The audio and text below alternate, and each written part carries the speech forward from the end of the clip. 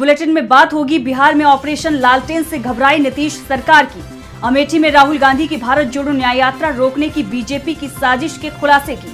बात करेंगे पीएम मोदी की जाति पर हुए नए खुलासे की। महाराष्ट्र सरकार के खिलाफ मराठों के बढ़ते गुस्से की। जानेंगे मध्य प्रदेश की आर्थिक हालात को बिगाड़ती बीजेपी सरकार की। और बुलेटिन के आखिर में बात भारत रत्न की। इसके अलावा और भी कई बड़ी खबरों से आपको कराएंगे रूबरू, लेकिन तमाम बड़ी खबरों से पहले एक नजर सुर्खियों पर। 10 फरवरी को 17वीं लोकसभा की अंतिम बैठक। सत्र के आखिरी दिन पीएम मोदी सदन में देंगे भाषण। दोनों सदनों के लिए बीजेपी सांसदों को जारी किया गया whip. Land for job case में राबड़ी, हेमा और मीसा को जमानत। दिल्ली की कोर्ट ने 1 लाख का बॉन्ड भरने को कहा। 27 फरवरी को अगली सुनवाई।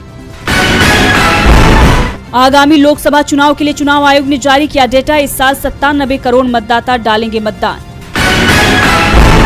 तेजी के साथ बंद हुआ शेयर बाजार। सेंसेक्स 167 अंकों की तेजी के साथ 71,595 अंक पर हुआ बंद। निफ्टी 65 अंकों की तेजी के साथ 21,782 अंक पर हुआ बंद। तो ये थी सुर्खियां। अब बात आज की सबसे बड़ी खबर की। बिहार में नीतीश कुमार की सरकार पर संकट गहरा गया है। 12 फरवरी को सरकार के बहुमत का परीक्षण होना है, लेकिन इससे पहले ही सरकार बड़े संकट में फंसती नजर आ रही है। बिहार में ऑपरेशन लालटेन की चर्चाएं चल रही हैं, जिसके बाद बीजेपी और जेडीयू अपने विधायकों को बचाने में जुट गई है। बिहार में सियासत गरमाई हुई है। नीतीश कुमार ने बीजेपी के साथ मिलकर सरकार तो बना ली, लेकिन अभी बहुमत परीक्षण नहीं हुआ है। 12 तारीख को नीतीश बहुमत साबित करने जा रहे हैं। अब ऐसे में नीतीश बीजेपी सरकार की टेंशन लालू और तेजस्वी यादव ने बढ़ा दी है। आरजेडी ने दावा कर दिया है कि बहुमत परीक्षण से पहले बिहार में बड़ा खेल होगा, तो वहीं दूसरी तरफ विधानसभा स्पीकर अवध बिहारी चौधरी ने इस्तीफा देने से साफ मना कर दिया है। अब इसी बीच खबर ये आ रही है कि लालू यादव ऑपरेशन लालटेन चला रहे हैं, जिससे बीजेपी डर गई है और इसीलिए बीजेपी अपने विधायकों को बचाने में जुट गई है।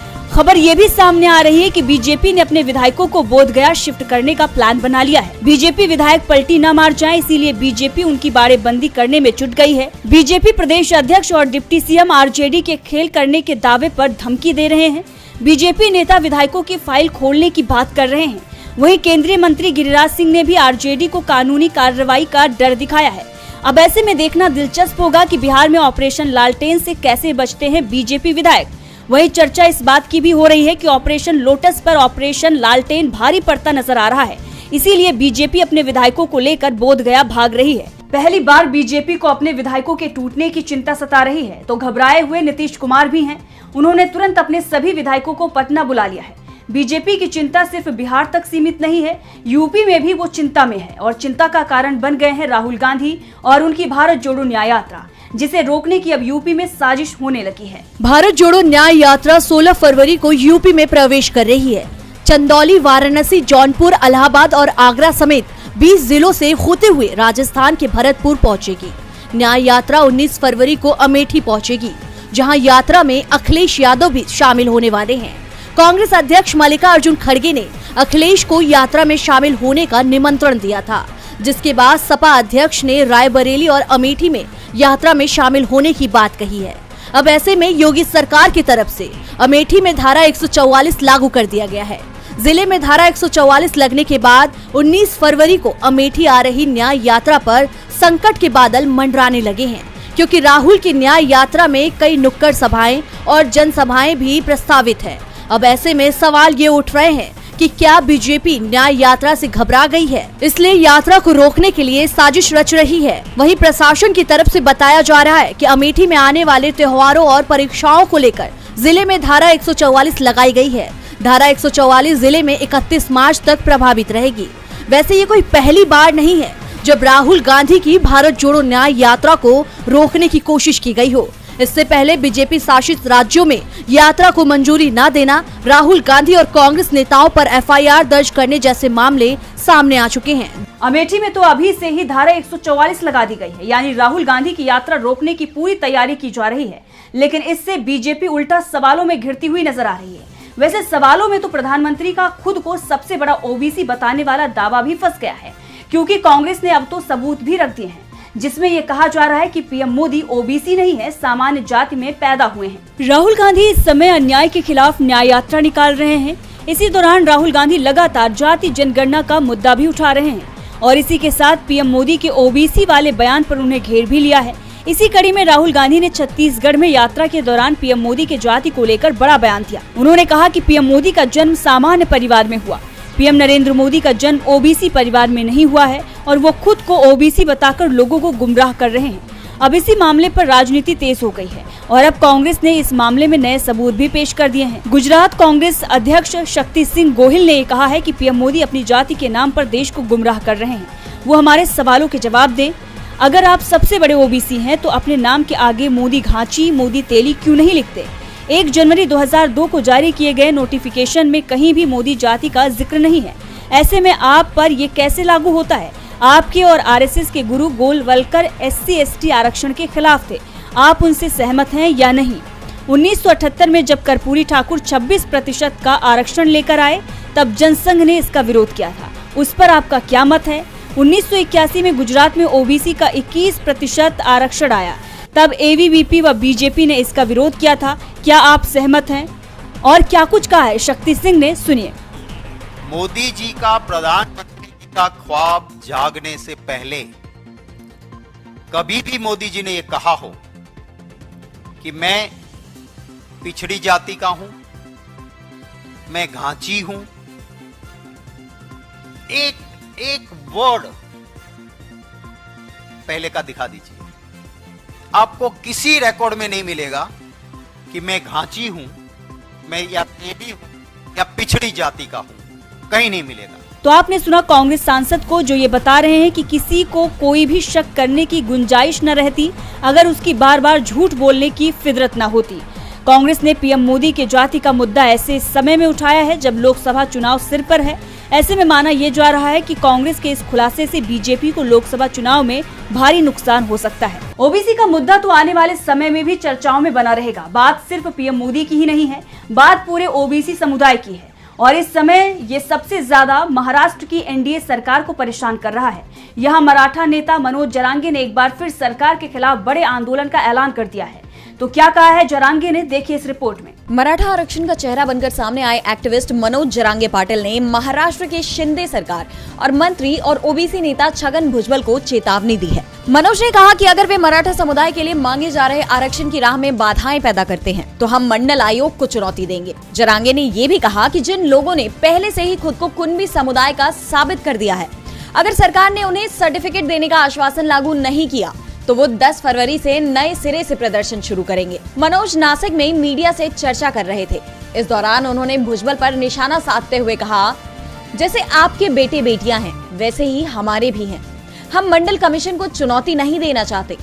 तुम भी जियो और हमें भी जीने दो, लेकिन अगर हमारे आरक्षण के रास्ते में बाधाएं पैदा की तो हमारा धैर्य खत्म हो जाएगा और हमें मंडल आयोग को चुनौती देनी होगी। आपको बता दें, महाराष्ट्र सरकार के आश्वासन के बाद छगन ने कहा था कि मुख्यमंत्री ने फिलहाल अधिसूचना जारी कर दी है, लेकिन मराठा समाज को लेकर जो आश्वासन दिया गया है वो मुझे नहीं लगता है कि कानून में बदल पाएगा। 16 फरवरी तक आपत्तियां मांगी गई हैं। मैं महाराष्ट्र के ओबीसी और अन्य समुदाय के सभी शिक्षित लोगों से अपील करता हूं कि वे लाखों की संख्या में इस फैसले के खिलाफ आपत्तियां भेजें ताकि सरकार को पता चल सके कि इसका दूसरा पक्ष भी है। इस दौरान जरांगे ने विपक्ष और राज्य सरकार को भी चेतावनी दी है। मनोज ने कहा कि 10 फरवरी के बाद वे किसी की बात नहीं सुनेंगे। जरांगे ने ये साफ कर दिया कि अगर अध्यादेश लागू नहीं हुआ तो वो 10 फरवरी से आमरण अनशन करेंगे और इस बार ये आमरण अनशन सख्त होगा। उन्होंने कहा कि मराठा आंदोलनकारियों के खिलाफ दर्ज आपराधिक मामलों को रद्द करने की भी मांग पूरी नहीं हुई है। लगभग 3 दशक पहले मंडल आयोग की रिपोर्ट के आधार पर ही शिक्षा और सरकारी नौकरियों में ओबीसी समुदायों के लिए पहली बार राष्ट्रीय स्तर पर आरक्षण लागू किया गया था। महाराष्ट्र सरकार के सामने एक बार फिर संकट आता नजर आ रहा है तो मध्य प्रदेश सरकार खुद ही संकट को न्योता दे रही है। पहले से ही प्रदेश की आर्थिक सेहत खराब है और राज्य की मोहन यादव की सरकार नया कर्जा लेने जा रही है। तो क्या है खबर, देखिए इस रिपोर्ट में। चुनाव जीतने के लिए लोक लुभावन वादों को लोकसभा चुनाव से पहले पूरा करना मध्य प्रदेश की बीजेपी सरकार के लिए बड़ी चुनौती बनती जा रही है। एक तरफ सरकार पर वादों को पूरा करने के लिए जनता और विपक्ष का दबाव है, वहीं राज्य की आर्थिक स्थिति खस्ता हाल है। हालत ये है कि मोहन यादव सरकार को सत्ता संभालते ही आरबीआई से कर्ज लेने की जरूरत पड़ गई थी।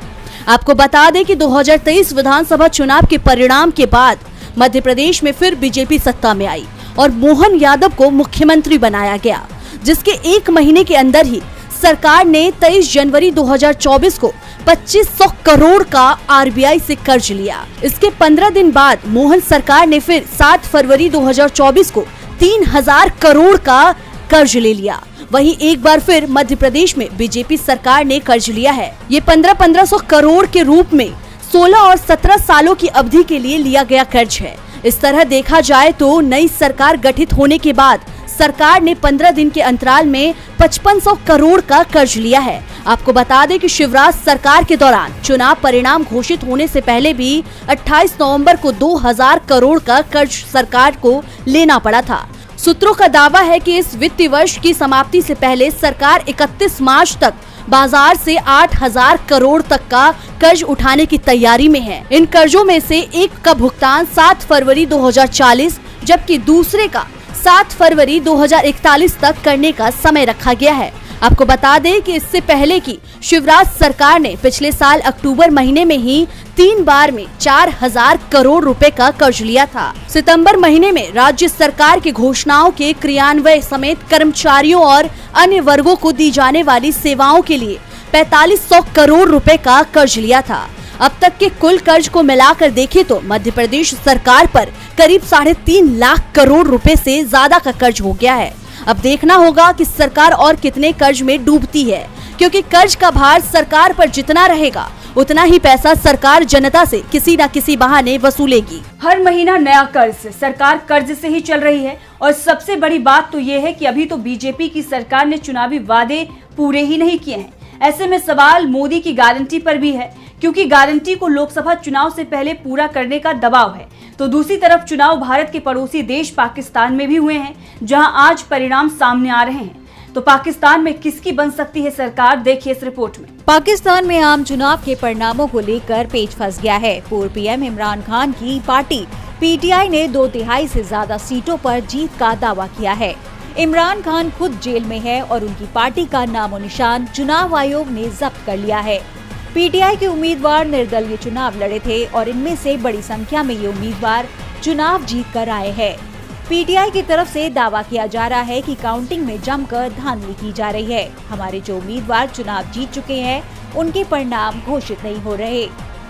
इसी बीच ये दावा भी किया गया है कि नवाज शरीफ लाहौर सीट से शुरुआत से पीछे चल रहे थे, लेकिन अचानक ही उन्हें चुनाव जीता हुआ घोषित कर दिया गया। सबसे बड़ी बात चुनाव आयोग का परिणाम बता रहा है कि लाहौर सीट पर चुनाव लड़ने वाले 18 में से 14 उम्मीदवार को 0 वोट मिला है और जीतने वाले वोट डाले गए हैं। उससे ज्यादा वैलिड वोटों की गिनती की गई है।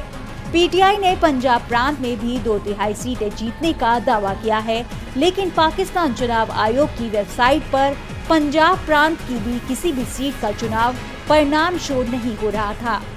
पाकिस्तान की नेशनल असेंबली की 336 सीटों में से 265 पर वोटिंग कराई गई थी, जिसमें से 156 सीटों के परिणाम घोषित हो चुके थे, जिसमें पीटीआई समर्थित निर्दलीय उम्मीदवार 62 सीट जीत चुके थे, जबकि पीएमएलएन ने 46 और पीपीपी को 39 सीटों पर जीत मिली है। 9 सीटों पर निर्दलीय और अन्य जीत चुके हैं।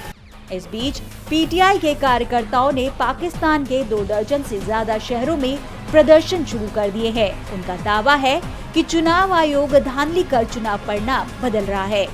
पाकिस्तान में पहली बार ऐसा हुआ है कि सेना अपने ही खेल में मात खा गई है, क्योंकि ये माना जा रहा था कि सेना का समर्थन इस बार नवाज शरीफ को मिला है, लेकिन शरीफ मुश्किल से एक सीट से चुनाव जीत पाए, जबकि दूसरे से हार गए हैं। और बुलेटिन के आखिर में बात भारत रत्न की। 1 महीने बाद ही देश में लोकसभा चुनाव का ऐलान हो जाएगा, लेकिन चुनावी साल में मोदी सरकार खुले हाथों से भारत रत्न पुरस्कार बांट रही है। आजादी के बाद ये पहला मौका है जब 5 हस्तियों को भारत रत्न सम्मान एक ही साल के अंदर दिया जा रहा है। आज पीएम मोदी ने 3 हस्तियों को भारत रत्न देने का ऐलान किया है। तो किसे किसे मिलेगा भारत रत्न, देखिए इस रिपोर्ट में। आगामी लोकसभा चुनाव से पहले मोदी सरकार ने 3 और हस्तियों को भारत रत्न देने का ऐलान किया है, जिसमें पूर्व प्रधानमंत्री पीवी नरसिम्हा राव गुरु, पूर्व प्रधानमंत्री चौधरी चरण सिंह, जो किसानों के नेता माने जाते हैं, और कृषि क्षेत्र में हरित क्रांति लाने वाले वैज्ञानिक MS स्वामीनाथन का नाम भी शामिल है। पुरस्कारों की घोषणा पर प्रधानमंत्री मोदी ने खुशी जाहिर करते हुए अपने सोशल मीडिया पर जानकारी दी। चुनाव के ऐलान से करीब 1 महीना पहले भारत रत्न के ऐलान से सवाल भी उठ रहे हैं। दरअसल बीजेपी को चुनाव में हार का डर सता रहा है, इसलिए वो भारत रत्न के सहारे चुनावी समीकरण साधने में जुटी हुई है। 2019 के लोकसभा चुनाव में बीजेपी को यूपी में सबसे ज्यादा मुश्किल पश्चिम यूपी में हुई थी और अब चौधरी चरण सिंह के सहारे बीजेपी ने पश्चिम यूपी को साधने की कोशिश की है। पूर्व पीएम चरण सिंह किसान नेता होने के साथ साथ जाट समुदाय से भी आते हैं, जिनका असर पश्चिम यूपी के अलावा दिल्ली, हरियाणा और राजस्थान में भी है। दूसरी तरफ पूर्व पीएम नरसिम्हा राव और कृषि वैज्ञानिक MS स्वामीनाथन के सहारे बीजेपी दक्षिण भारत को साधने की कोशिश कर रही है। दरअसल दावा किया जा रहा है कि बीजेपी की स्थिति इस बार भी दक्षिण भारत में बेहद कमजोर दिखाई दे रही है। हाल ही में आए सर्वे में 3 बड़े राज्यों में बीजेपी का खाता तक नहीं खुलता बताया जा रहा है, तो 2 राज्यों में उसे बड़े नुकसान की बात कही जा रही है। ऐसे में अब बीजेपी का पुरस्कार देने का ये पैंतरा कितना काम कर पाएगा, इस पर सवाल उठ रहे हैं। तो आज इस बुलेटिन में इतना ही। देखते रहिए।